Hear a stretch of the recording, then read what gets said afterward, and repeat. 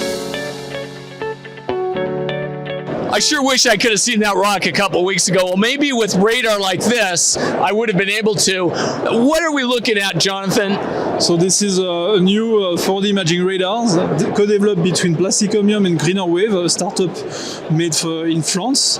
And this is the new stuff, in fact, that we will put behind bumpers. So bumpers from Plastic Omnium or for another bumper suppliers, basically.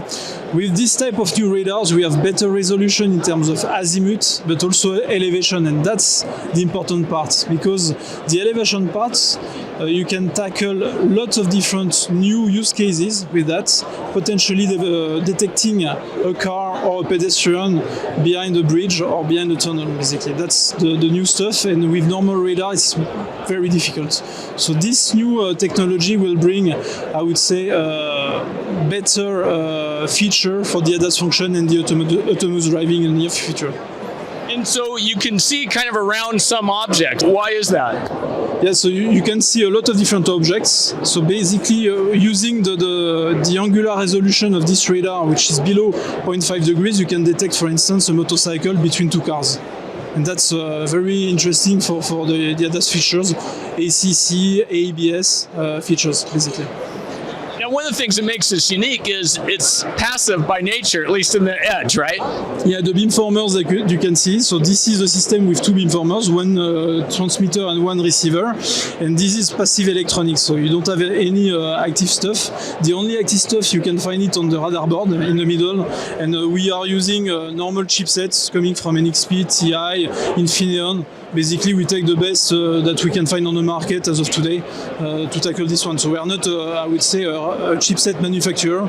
We manufacture the beamformers, and the technology we are aiming is to beam steer and to create new modes for this new radar approach. And the cool thing is it's passive here thanks to these little guides here.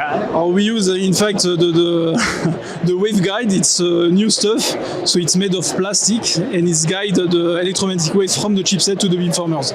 So that's the difficult part, because we don't want to have, I would say, too much insertion loss, because the RF budget is very important for this type of radar.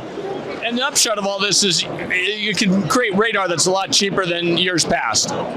Alors, this radar, basically, in this configuration, will replace a long-range radar in the front part of the vehicle. It could be at a price of $250 maximum. And of course, if you want to have a field of view of 180 degrees, you will have 6 beamformers, so 6 antenna modules. In this price range, it will be around $350, basically. So equivalent to a long-range radar plus 2 corners. And you're already working with OEMs. You're starting to integrate it into cars, I guess, huh? So we are talking to OEMs like General Motors, BMW, to co-develop this radar for first series of vehicles on their part, yes.